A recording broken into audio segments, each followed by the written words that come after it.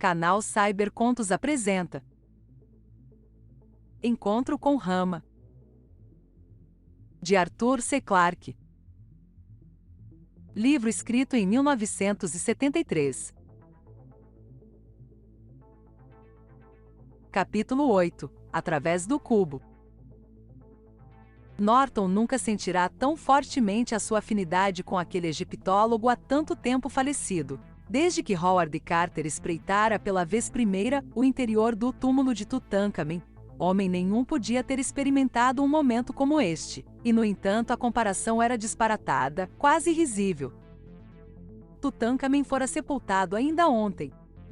Menos de 4.000 anos atrás, Rama podia ser mais velho do que a humanidade. O pequeno túmulo do Vale dos Reis poderia estar perdido nos corredores pelos quais eles já tinham passado, e contudo o espaço que se estendia para além deste selo final era, pelo menos, 1 milhão de vezes maior, e quanto aos tesouros que ele talvez continha, esses ultrapassavam os limites da imaginação.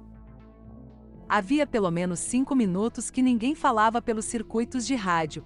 A bem treinada equipe nem sequer comunicara verbalmente que tudo estava em ordem. Mercer lhe dera simplesmente o sinal de OK e lhe indicara o túnel aberto. Era como se todos compreendessem que este momento pertencia à história e não devia ser estragado por trivialidades dispensáveis. Isso convinha ao comandante Norton, pois no momento ele também nada tinha que dizer. Piscou a sua lanterna, fez entrar em ação os seus jatos e flutuou lentamente ao longo do breve corredor, arrastando após si a sua linha de segurança. Numa questão de segundos, estava lá dentro. Dentro de quê? À sua frente, era uma escuridão total. Não se avistava nem sequer uma vaga claridade como reflexo do raio da sua lanterna. Esperava por isso, mas não acreditava realmente que acontecesse. Todos os cálculos indicavam que a parede distante ficava a dezenas de quilômetros dali. Agora, seus olhos lhe diziam que essa era a verdade. Ao penetrar lentamente naquela escuridão, sentiu uma necessidade súbita do conforto que lhe dava a sua linha de segurança. Uma necessidade mais forte do que nunca havia experimentado antes, mesmo em sua primeira atividade extraveicular. E isso era ridículo. Tinha encarado os anos-luz e os megaparsecs sem vertigem, e agora se perturbava com os poucos quilômetros cúbicos de vazio? Ainda ruminava esse problema, um pouco nauseado, quando o amortecedor de ímpeto, na extremidade da linha, freou suavemente e o fez parar com um rechaço quase imperceptível. Desviou o raio de luz da lanterna do nada que se estendia à sua frente e que embalde vinha procurando sondar. Queria agora examinar a superfície de onde havia emergido. Era como se pairasse sobre o centro de uma pequena cratera que, por sua vez, formava ligeira reentrância na base de outra muito mais vasta. À direita e à esquerda erguia-se um complexo de terraços e rampas, todos geometricamente precisos e obviamente artificiais, que se estendiam até onde a luz da lanterna podia alcançar. A cerca de 100 metros, pôde ver a saída dos 2 outros sistemas de eclusas de ar, idênticos àquele em que se achava ponto, e isso era tudo. Nada havia de particularmente exótico ou estranho na cena. Tinha até considerável semelhança com uma mina abandonada. Norton experimentou uma vaga sensação de desapontamento. Depois de tanto esforço, devia ter havido alguma revelação dramática e mesmo transcendental. Lembrou-se, então, de que só podia enxergar até os 200 metros de distância. A escuridão além do seu campo visual podia ainda conter mais portentos do que desejava enfrentar. Comunicou brevemente o que havia observado aos seus companheiros, que aguardavam ansiosos, depois acrescentou: Estou enviando o foguete de sinalização. 2 minutos de demora. Aí vai. Arremessou com toda a força o pequeno cilindro diretamente para cima. Ou para fora, e começou a contar os segundos enquanto ele se ia distanciando e diminuindo de tamanho ao longo do raio de luz. Antes de alcançar 1/4 de minuto, havia desaparecido da vista. Aos 100 segundos, Norton protegeu os olhos com a mão e assestou a câmara. Sempre fora um bom calculador de tempo. Tinha passado apenas 2 segundos da conta, quando o mundo explodiu em luz. E desta vez não houve motivo para desapontamento.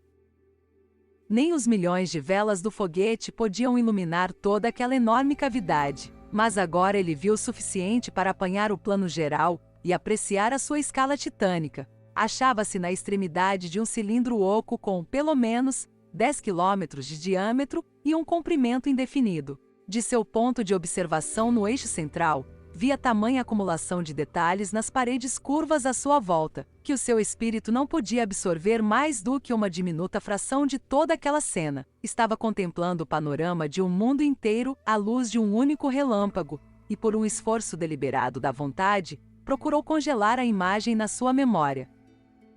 Em roda dele, as vertentes terraceadas da cratera subiam até se fundir com a parede sólida que formava um aro em volta do céu. Não. Essa impressão era falsa. Necessitava desfazer-se dos instintos tanto da Terra como do espaço, e reorientar-se por um novo sistema de coordenadas. Não estava no ponto mais baixo, e sim no mais alto desse estranho mundo às avessas. Todas as direções, a partir dali, eram para baixo, não para cima. Se ele se afastasse desse eixo central, movendo-se na direção da parede curva que não podia mais considerar como uma parede, a gravidade aumentaria cada vez mais. Quando atingisse a superfície interior do cilindro, poderia pôr-se em pé sobre ela em qualquer ponto, com os pés voltados para as estrelas e a cabeça para o centro do tambor rodopiante. O conceito nada tinha de novo. Desde os primeiros tempos do voo espacial, a força centrífuga vinha sendo usada para fazer as vezes de gravidade. Só a escala dessa aplicação é que era tão inaudita, tão chocante. A maior de todas as estações espaciais, o SINXA 5, media menos de 200 metros de diâmetro. Seria preciso algum tempo para acostumar-se a uma estrutura 100 vezes maior. O tubo de paisagem que o circundava estava salpicado de áreas de luz e sombra que tanto podiam ser florestas como campos, lagos congelados ou cidades. A distância e a iluminação já bastante mais fraca do foguete impossibilitavam a identificação.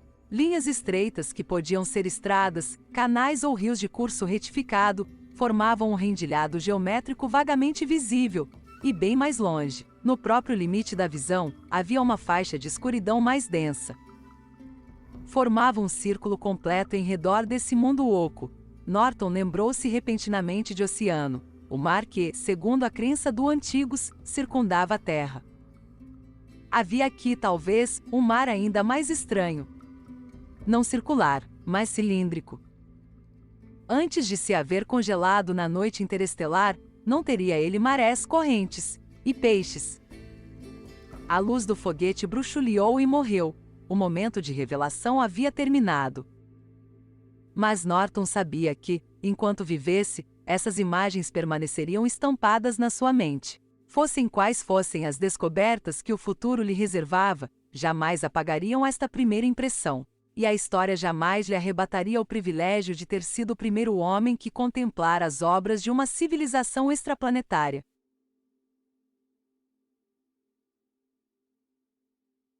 Capítulo 9 – Reconhecimento. Lançamos, já 5 foguetes de longa duração, tentando o eixo do cilindro, e temos assim, uma boa cobertura fotográfica de todo o seu comprimento. Todos os aspectos principais foram marcados no mapa, e embora sejam poucos aqueles que podemos identificar, receberam nomes provisórios. A cavidade interior tem 50 km de comprimento e 16 de largura. As duas extremidades têm forma de taças, com geometria algo complicada. Chamamos a nosso hemisfério norte e estamos instalando nossa primeira base aqui, no eixo. Irradiando do cubo central com intervalos de 120 graus, partem 3 escadas de mão, com quase 1 quilômetro de comprimento. Terminam todas num terraço ou platô de forma anular, que rodeia a cúpula da extremidade. E partindo daí, em linha com as escadas de mão, 3 enormes escadarias descem até a planície. Se você puder imaginar um guarda-chuva com apenas 3 varetas igualmente espaçadas, fará uma ideia bastante exata desta extremidade de rama. Cada uma dessas varetas é uma escadaria, muito íngreme nas vizinhanças do eixo, e depois achatando-se pouco a pouco, à medida que se aproxima da planície inferior, as escadaria. Aqui demos os nomes de alfa, beta e gama, não são contínuas, mas interrompem-se em 5 outros terraços circulares. Calculamos que o número de degraus deve andar entre 20 e 30 mil. É de presumir que essas escadarias só fossem usadas em casos de emergência, pois é inconcebível que os Ramayanos, ou como quer que resolvamos chamá-los, não tivessem um meio mais prático de alcançar o eixo do seu mundo. O hemisfério sul tem um aspecto bem diferente. Para começar, não possui escadarias e nenhum cubo central. Ao invés disso, há um enorme espigão pontiagudo, com quilômetros de altura, subindo ao longo do eixo e rodeado por 6 outros menores. Tudo isso é muito estranho, e não podemos fazer ideia de qual seja o seu significado. Ao tronco de cilindro com 50 quilômetros de comprido, entre as 2 cúpulas, denominamos planície central. Talvez pareça loucura falar em planície para designar uma coisa tão obviamente curva, mas cremos que a palavra se justifica. Ela nos parecerá plana quando descermos até lá. Assim como o interior de uma garrafa deve parecer plano a uma formiga que caminhe sobre ele. A característica mais notável da planície central é a faixa escura, de 10 quilômetros de largo, que a circunda completamente no seu meio exato. Parece gelo, por isso a batizamos com o nome de Mar Cilíndrico. Bem no meio, tem uma grande ilha oval, com cerca de 10 quilômetros de longo por 3 de largo, e coberta de altas estruturas. Por nos lembrar a velha Manhattan, chamamo-la Nova York.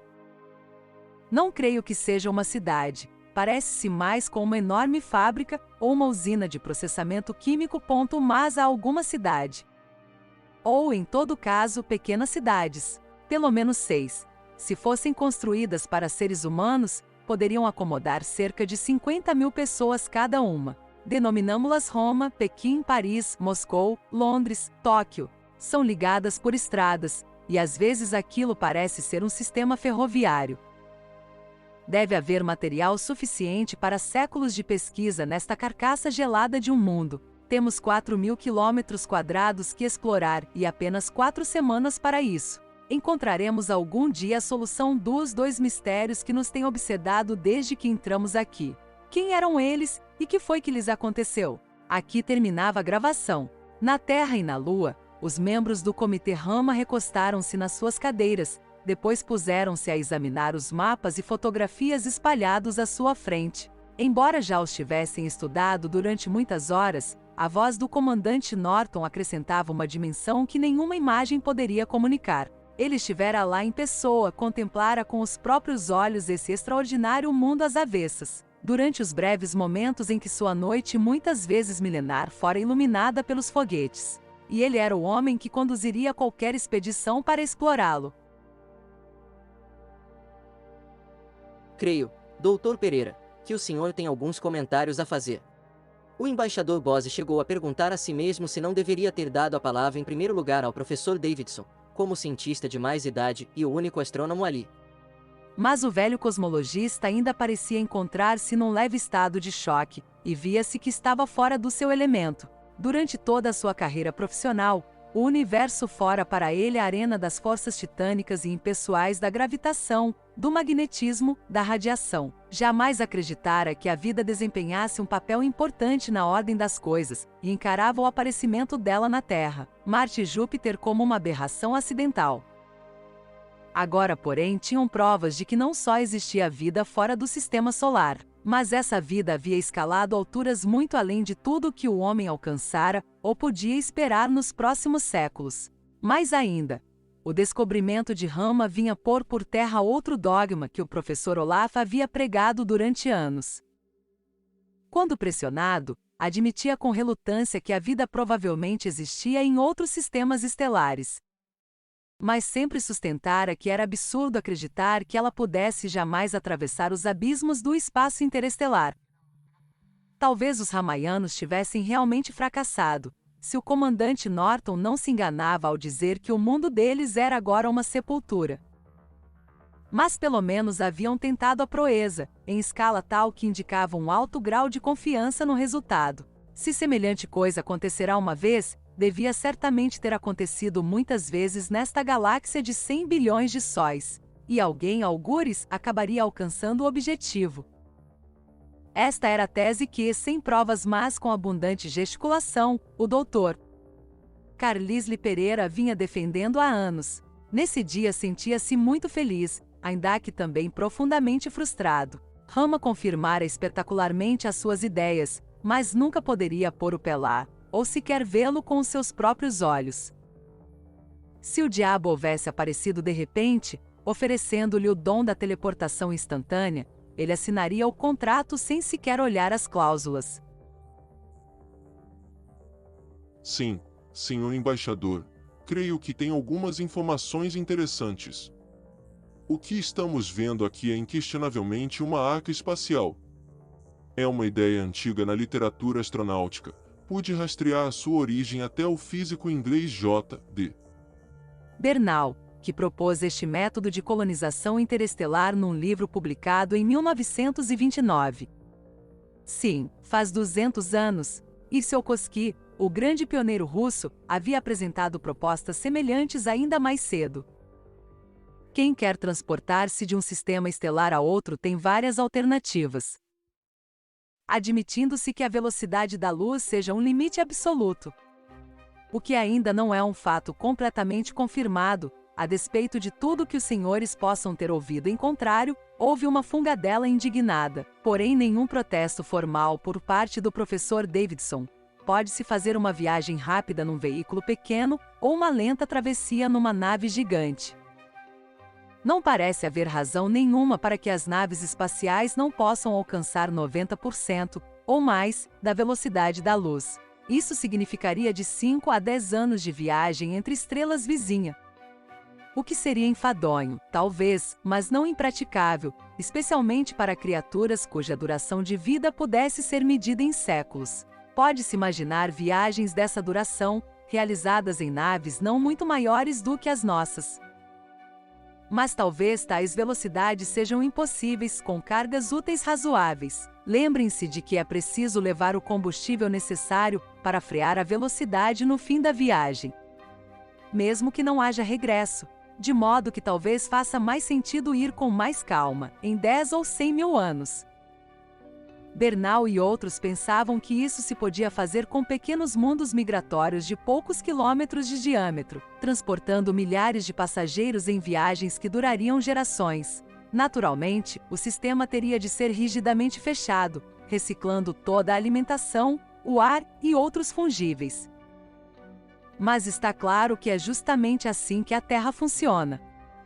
Em escala um pouco maior, alguns autores sugeriam que essas arcas espaciais tivessem a forma de esferas concêntricas, outros propunham cilindros ocos e giratórios, de modo que a força centrífuga pudesse fornecer uma gravidade artificial, exatamente o que encontramos em Rama. O professor Davidson não podia suportar tais desleixos de expressão. Não existe força centrífuga nenhuma. Isso é um fantasma criado pelos engenheiros.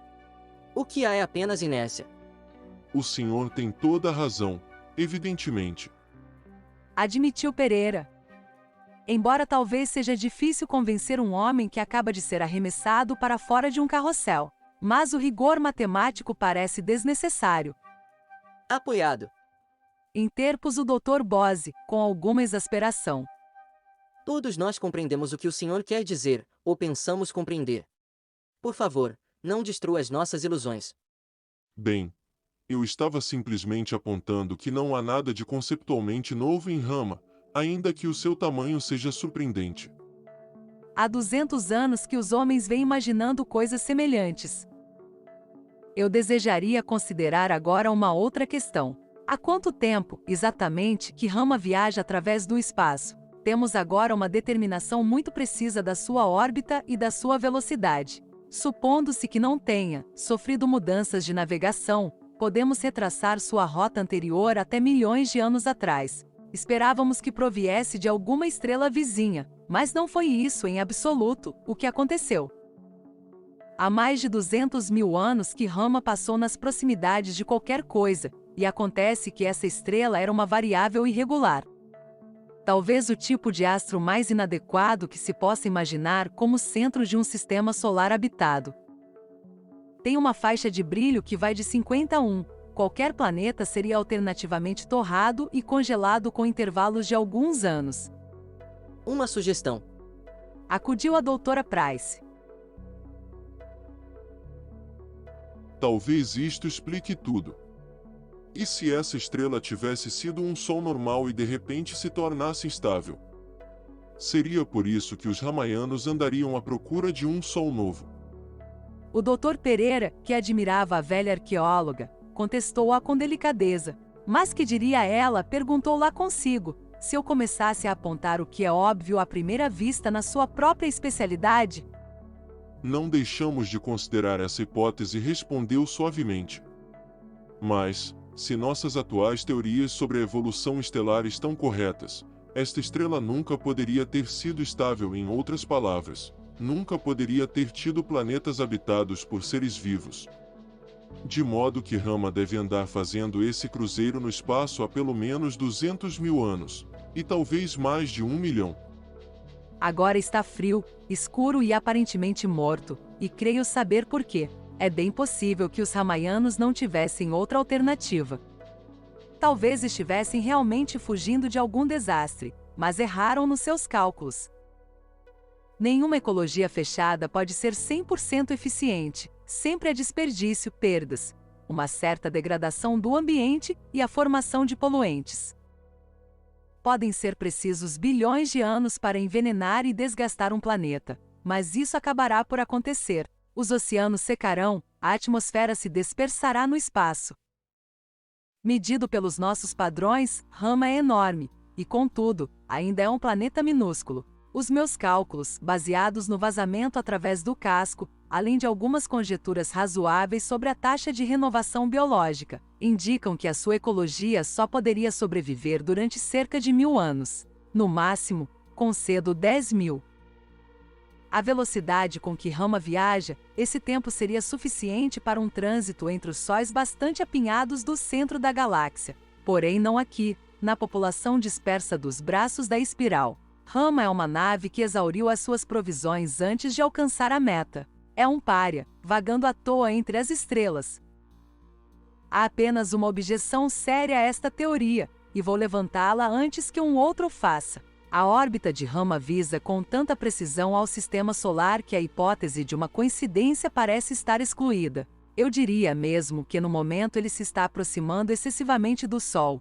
A Endeavour terá de cortar as amarras muito antes do periélio, para evitar o superaquecimento.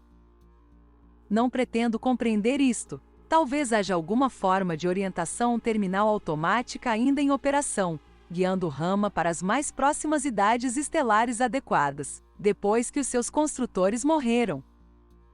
E não há dúvida que morreram. Aposto nisso a minha reputação. Todas as amostras que colhemos no interior são absolutamente estéreis. Não descobrimos nenhum só micro-organismo. Quanto às conversas que possam ter ouvido sobre suspensão temporária das funções vitais, não precisam dar-lhes atenção.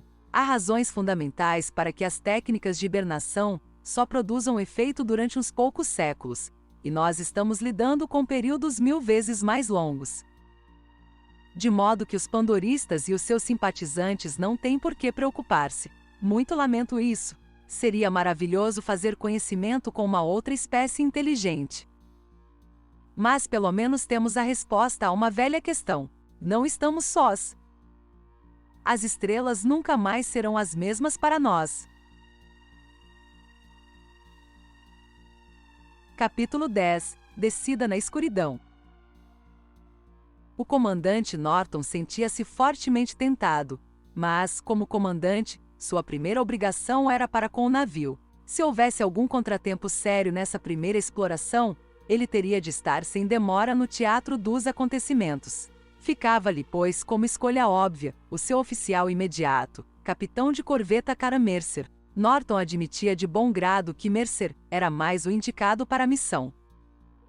Mercer, a autoridade máxima em assuntos de sustentação de vida, escrevera alguns dos livros padrões de texto sobre a matéria.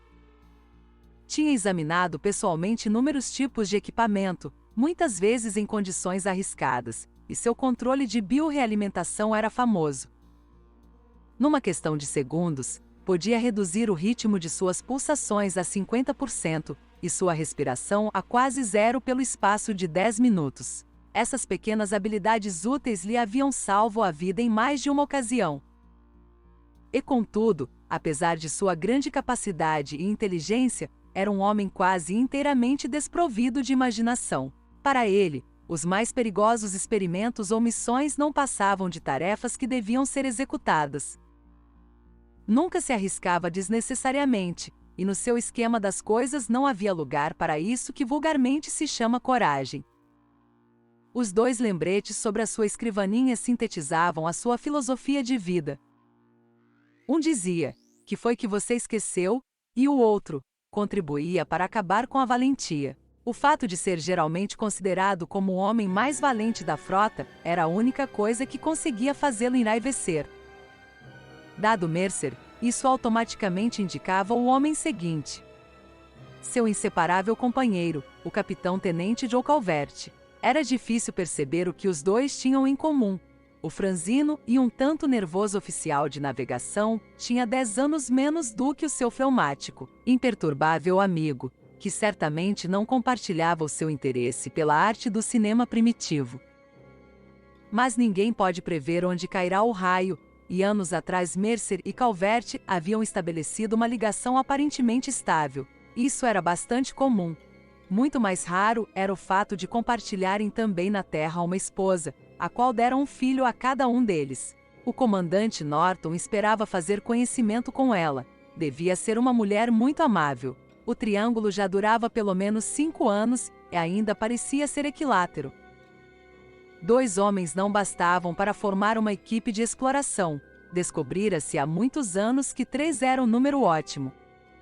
Porque se um homem se perdia, 2 podiam ainda escapar, ao passo que um só sobrevivente estaria condenado a perecer. Depois de muito refletir, Norton escolhera o sargento técnico Willard Myron, gênio mecânico que podia fazer qualquer coisa funcionar, ou projetar outra melhor se a primeira falhasse de todo. Myron era o homem ideal para identificar peças exóticas de equipamento. Durante uma longa licença-prêmio de seu trabalho regular como professor adjunto na Astrotech, o sargento recusara-se a aceitar uma comissão, porque não queria ser obstáculo à promoção de oficiais de carreira mais merecedores do que ele. Ninguém levou muito a sério essa explicação, e a opinião geral foi que Myron merecia um 0 em ambição. Podia talvez chegar a sargento do espaço, mas nunca seria professor titular. Myron, como inumeráveis graduados antes dele, descobrira o meio ideal entre o poder e a responsabilidade. Enquanto deixavam a última eclusa de ar e flutuavam ao longo do eixo imponderável de rama, o tenente Calvert sentiu-se, como lhe acontecia com frequência, no meio de um flashback cinematográfico. Perguntava-se, às vezes, se devia tentar curar-se desse hábito. Mas, afinal, que inconveniente tinha aquilo? Podia tornar interessante a mais enfadonha das situações. Quem sabe, um dia talvez lhe salvasse a vida. Lembrar-se-ia do que Fairbanks, Connery ou Hiroshi tinham feito em circunstâncias semelhantes.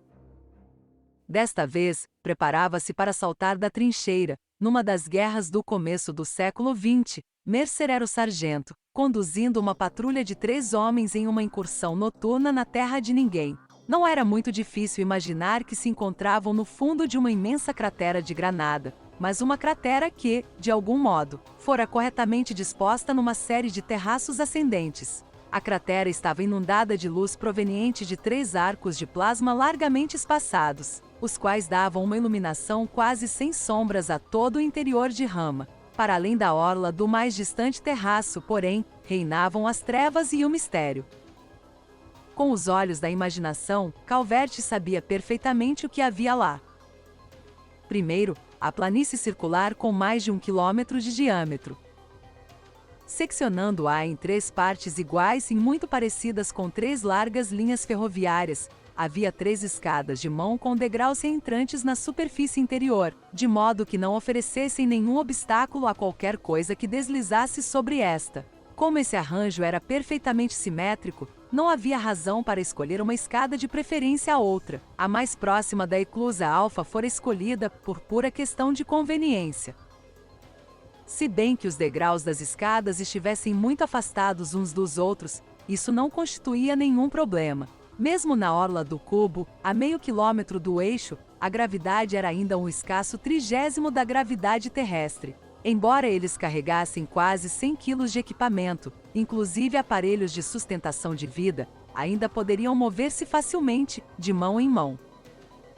O comandante Norton e a equipe de reforço os acompanhavam ao longo das cordas guia que tinham sido estendidas da eclusa Alfa à beira da cratera. Mais adiante, além da série de projetores elétricos, era a escuridão de Rama. Tudo que se podia ver as luzes dançantes dos capacetes eram os primeiros 100 metros da escada, desaparecendo ao longe numa planície sem outros acidentes de terreno. E agora? Disse Caro Mercer a si mesmo. Tenho que tomar a minha primeira decisão. Vou subir ou descer essa escada? Tudo ok, capitão. Comunicou. Estamos na metade do caminho. Joe, Will. Algum problema? Estou muito bem. Por que você parou?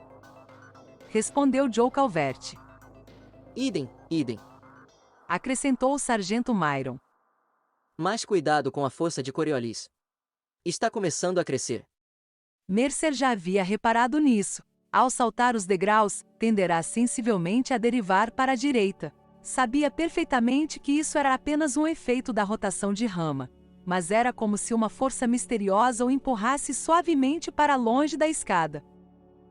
Talvez estivesse na hora de começar a andar com os pés para frente, agora que a expressão para baixo ia assumindo um sentido físico. Ele correria o risco de uma desorientação momentânea.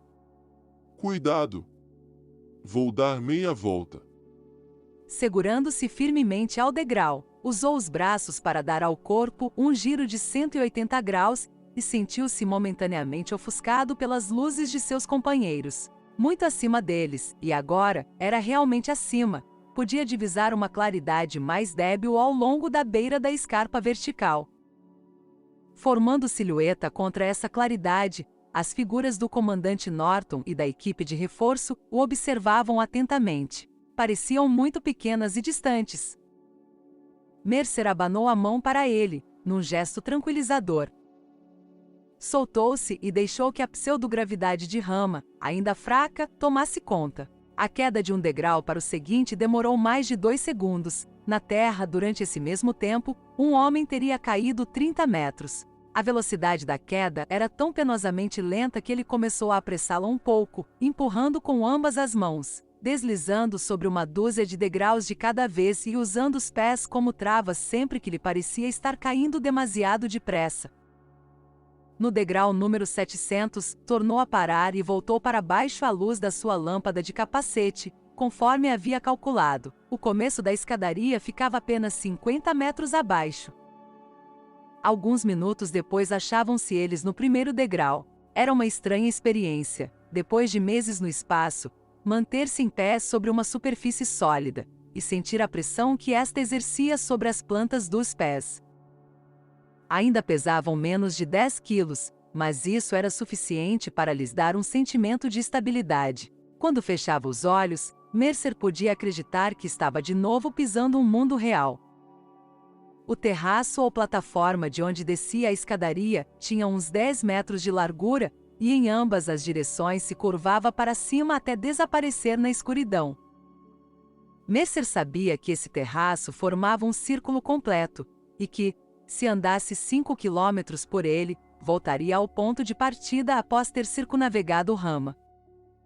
A gravidade fracional que ali existia, contudo, era impossível caminhar realmente. Só se podia avançar aos pulos, dando passos de gigante. E isso era perigoso. A escadaria que mergulhava na escuridão muito abaixo do alcance das luzes das lanternas dava uma impressão enganadora de que era fácil descê-la. Mas seria imprescindível agarrar-se ao alto corrimão que a flanqueava de ambos os lados. Um passo atrevido demais podia enviar o viajante incauto pelo espaço em fora. Tornaria a tocar no chão talvez 100 metros mais abaixo. O choque não seria perigoso, mas suas consequências podiam sê-lo. Pois a rotação de Rama teria deslocado a escadaria para a esquerda, e assim, um corpo em queda iria bater contra a suave curva que descia, num arco ininterrupto, para a planície quase 7 quilômetros lá embaixo. Seria, pensou Mercer, um infernal passeio de tobogã. A velocidade terminal, mesmo naquela gravidade, podia ser de várias centenas de quilômetros por hora. Talvez fosse preciso aplicar bastante atrito para refrear uma descida tão precipite. Em tal caso, poderia ser essa a maneira mais conveniente de alcançar a superfície interior de Rama. Mas primeiro seria necessário fazer alguns experimentos muito cautelosos. Capitão, Comunicou Mercer. A descida pela escada de mão se fez sem problemas. Se o senhor concorda, eu gostaria de prosseguir até a plataforma seguinte. Quero cronometrar a nossa velocidade de descida pela escadaria. Norton respondeu sem hesitar. Prossiga. Não foi preciso acrescentar, vá com cautela. Mercer não tardou a fazer uma descoberta fundamental. Era impraticável, pelo menos nesse nível de 1/20 de gravidade, descer a escadaria da maneira normal. Toda tentativa nesse sentido resultava num movimento em ralenti, como nos sonhos, que entediava insuportavelmente. A única maneira prática era não fazer caso dos degraus e descer pelo corrimão. Foi a conclusão a que chegou também Calvert. esta escadaria foi feita para subir, e não para descer. Exclamou ele. Pode-se usar os degraus quando a gente se move contra a gravidade, mas nesta direção só servem para atrapalhar. Talvez não seja muito decoroso, mas o melhor modo de descer é deixar-se escorregar pelo corrimão. Isso é ridículo. Protestou o sargento Myron. Não posso acreditar que os ramaianos descessem assim. Duvido que eles tenham usado alguma vez esta escadaria. É óbvio que ela só serve para emergências. Eles deviam ter algum sistema de transporte mecânico para vir até aqui. Um funicular, talvez. Isso explicaria aquelas longas fendas que descem do cubo central. Sempre pensei que fossem regos de escoamento, mas talvez pudessem ser ambas as coisas. Será que alguma vez choveu aqui? Provavelmente. Disse Mercer.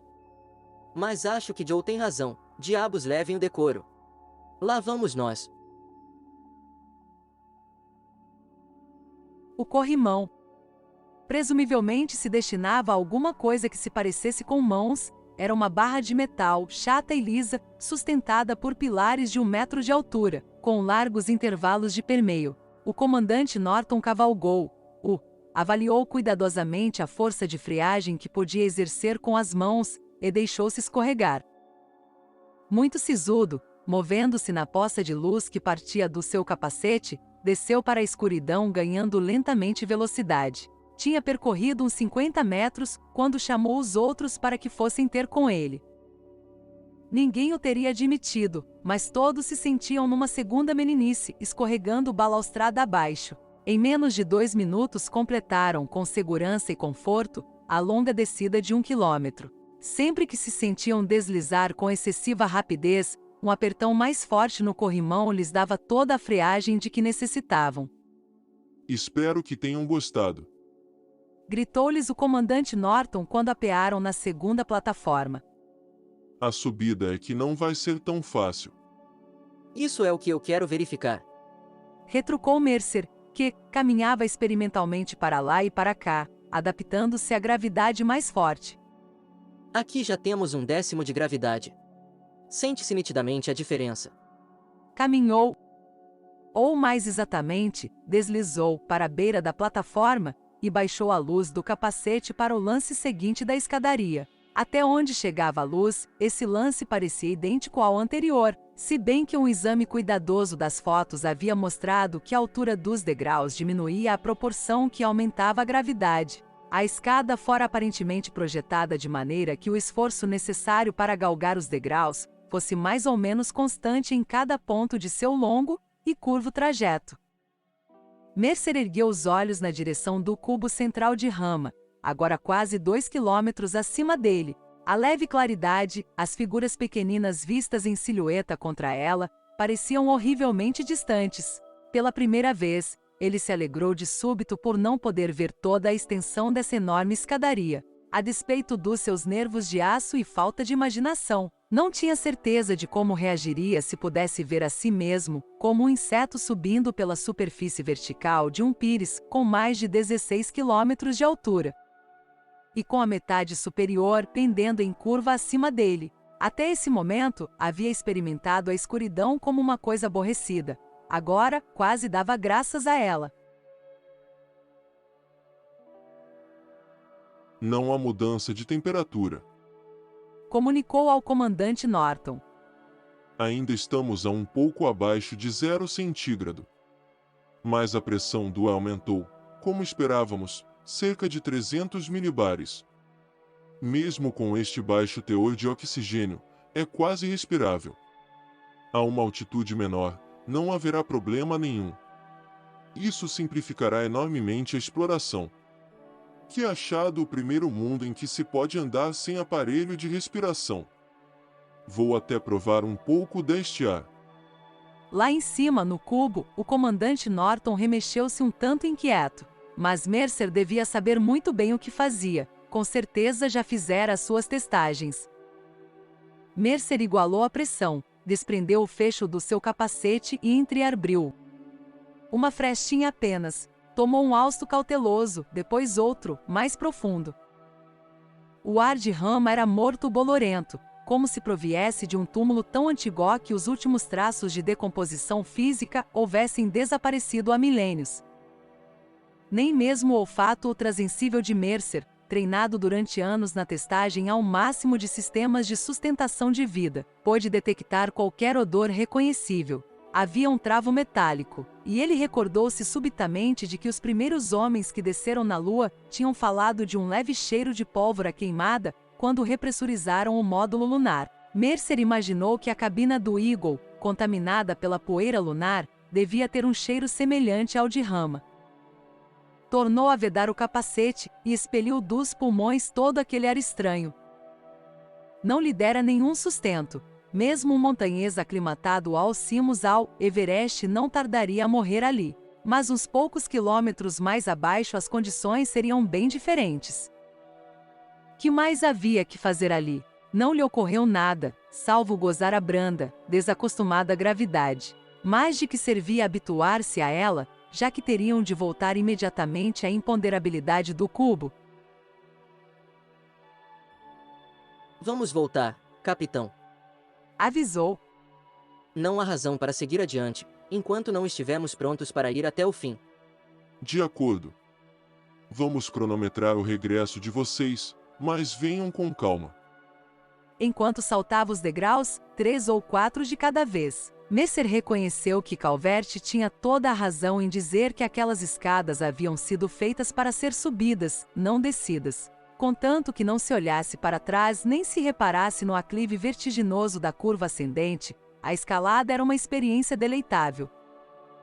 Depois de uns 200 degraus, contudo, ele começou a sentir umas cãibras nos músculos das panturrilhas e resolveu diminuir a marcha. Os outros tinham feito o mesmo. Quando aventurou um rápido relance de olhos por cima do ombro, eles haviam ficado bastante para trás. A subida foi completamente normal. Nada mais que uma sucessão aparentemente interminável de degraus. Quando de novo se encontraram na mais alta das plataformas, logo abaixo da escada de mão, mal ofegavam e não tinham levado mais de 10 minutos a alcançá-la. Descansaram outros 10 antes de acometer o último quilômetro vertical. Saltar. Agarrar-se a um dos degraus, saltar, agarrar, saltar, agarrar. Era fácil, mas tão monótono e enfadonho que havia o perigo de se tornar descuidado. Na metade da escada vertical descansaram por 10 minutos. Já então, tanto seus braços como as pernas haviam começado a doer. Mais uma vez alegrou-se pelo fato de só poderem ver um trecho tão pequeno da superfície vertical a que se agarravam. Não era muito difícil fazer de conta que a escada de mão não ia mais do que uns poucos metros além do círculo de luz da sua lanterna e não demoraria a terminar. Saltar. Segurar-se a um degrau, saltar. De repente, a escada terminou mesmo. Tinham voltado ao mundo imponderável do eixo, entre os seus amigos ansiosos. Toda a viagem durará menos de 1 hora, e eles se sentiam modestamente orgulhosos do seu feito. Mas era cedo demais para isso, pois, em que pese a todos os seus esforços, haviam percorrido menos de 1/8 daquela ciclópica escadaria.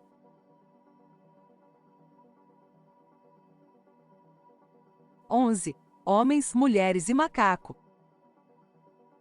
O comandante Norton havia decidido há muito que certas mulheres não deveriam ser admitidas a bordo. A imponderabilidade tinha, sobre os seus seios, efeitos tremendamente perturbadores. O caso já era sério quando ficavam imóveis, mas quando se punham em movimento e estabeleciam-se vibrações harmônicas, a dose era excessiva para quem não tivesse autocontrole. Estava convicto de que pelo menos um grave acidente espacial fora causado pela estupefação dos tripulantes à passagem de uma bem dotada oficial pela cabina de comando. Mencionara certa ocasião essa teoria à médica-chefe Laura Ernst, sem lhe revelar quem lhe havia inspirado tais pensamentos. Não havia necessidade disso, pois ambos se conheciam muito bem. Anos atrás, na Terra, num momento de comum solidão e tristeza, tinham se amado. Não era provável que algum dia viessem a repetir a experiência. Mas quem podia ter absoluta certeza de tal coisa, porque ambos haviam mudado muito. Contudo, sempre que a formosa médica entrava flutuando na cabina do comandante, este sentia o eco fugidio de uma velha paixão, ela o percebia, e os dois ficavam felizes da vida. Bill.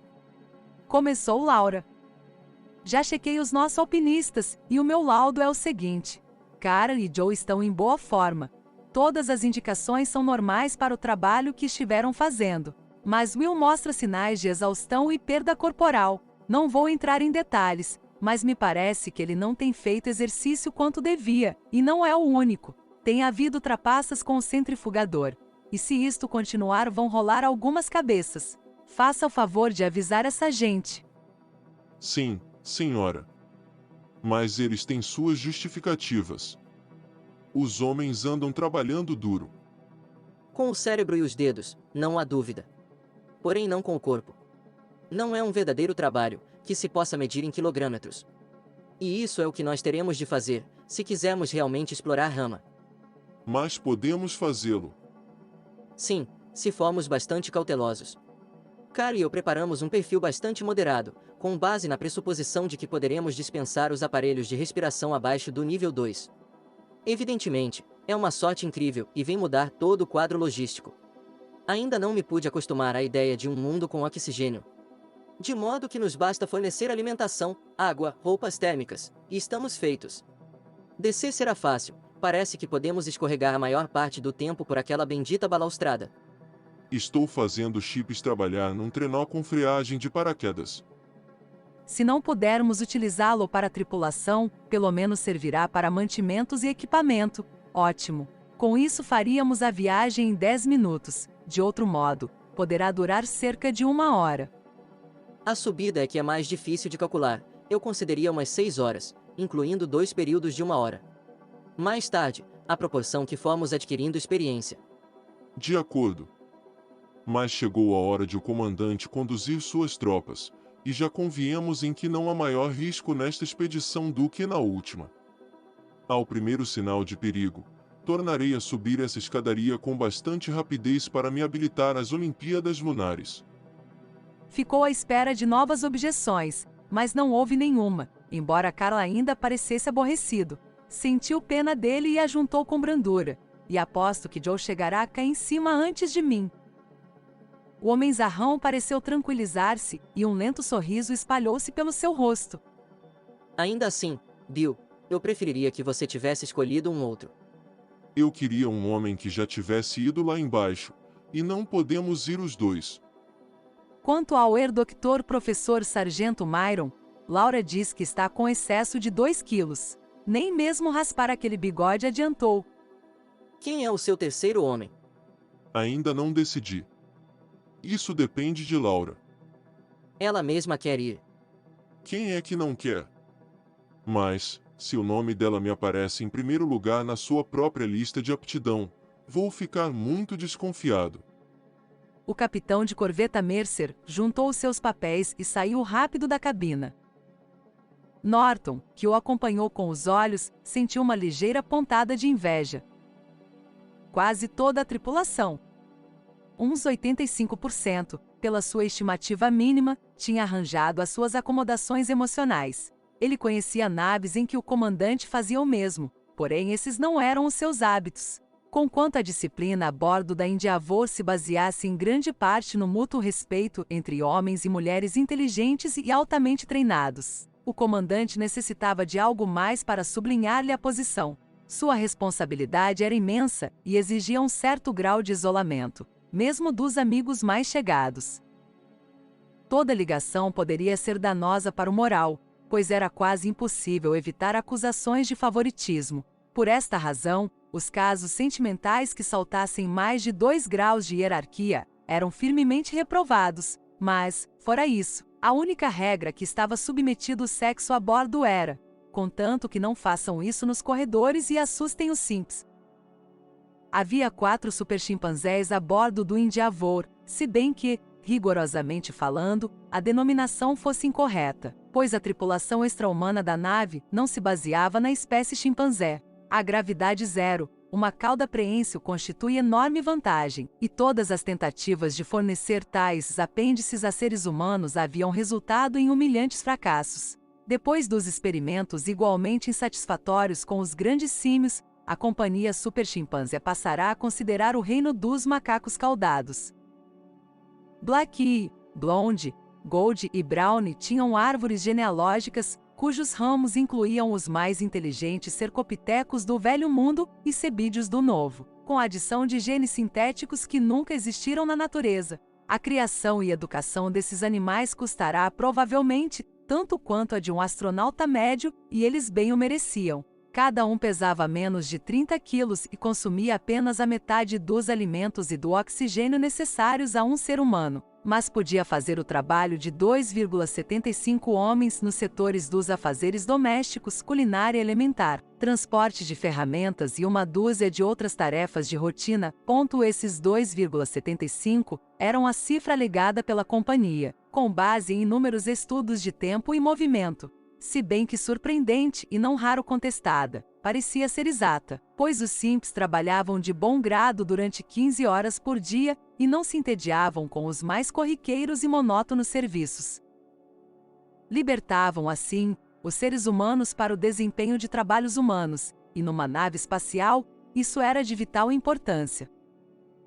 Ao contrário dos macacos, que eram seus parentes mais próximos, os simps da Endeavour tinham uma índole dócil, obediente e pouco curiosa. Sendo fruto de uma multiplicação vegetativa, eram também assexuados, o que eliminava embaraçosos problemas de comportamento. Vegetarianos cuidadosamente treinados, eram muito asseados e não exalavam odor algum. Teriam dado excelentes animais de estimação, só que não havia quem pudesse pagar o seu preço. A despeito dessas vantagens, ter simps a bordo envolvia certos problemas. Precisavam ter os seus alojamentos especiais, inevitavelmente cognominados a Casa dos Macacos. Sua pequena sala de rancho estava sempre limpinha e bem aparelhada com uma TV, equipamento para jogos e máquinas de ensinar programadas. A fim de evitar acidentes, era-lhes absolutamente proibido o ingresso às áreas técnicas da nave. As entradas de todas elas eram pintadas de vermelho, e os simps tinham sido condicionados de tal modo que lhes era psicologicamente impossível transpor essas barreiras visuais. Havia também um problema de comunicações, em que pese ao seu Q, equivalente a 60 e ao fato de compreenderem várias centenas de palavras inglesas, eram incapazes de falar. Fora impossível prover de cordas vocais utilizáveis tanto os grandes símios como os macacos caudados, e eles eram forçados a exprimir-se por meio de sinais. Os sinais básicos eram óbvios e fáceis de aprender, de modo que todos, a bordo da nave, podiam entender mensagens de rotina. Mas o único homem que falava fluentemente o simpiano era seu mestre, o comissário, chefe MC Andrews. Uma piada corrente era que o sargento Ravi MC Andrews se parecia bastante com um simp, o que não se poderia considerar um insulto, dado que, com sua pelagem curta e colorida, seus movimentos graciosos, eles eram animais lindíssimos. Eram também afetuosos e todos a bordo tinham o seu favorito. O do comandante Norton era o chamado, com muita propriedade, Gold, o de pelo dourado. Mas a amizade que tão facilmente se estabelecia com os simps criava outro problema, frequentemente usado como poderoso argumento contra o emprego desses animais no espaço. como só podiam ser treinados para serviços comezinhos e de rotina, eram mais do que inúteis numa emergência. Podiam tornar-se um perigo para si mesmos e para os seus companheiros humanos. Em particular, fora impossível ensiná-los a usar roupas espaciais, pois os conceitos envolvidos por esse uso eram completamente inacessíveis ao seu entendimento. Ninguém gostava de falar sobre o assunto, mas todos sabiam o que cumpria fazer se houvesse uma ruptura no costado ou se fosse dada a ordem de abandonar a nave. Isso acontecerá apenas uma vez. E o mestre dos Simps cumprirá o seu dever com uma fidelidade maior do que se esperava dele.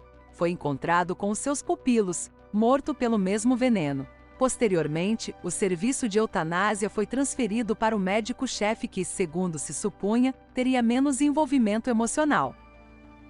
Norton agradecia aos céus o fato de essa responsabilidade, pelo menos, não recair sobre os seus ombros. Conhecia homens a quem teria matado com muito menos escrúpulo do que a Gold.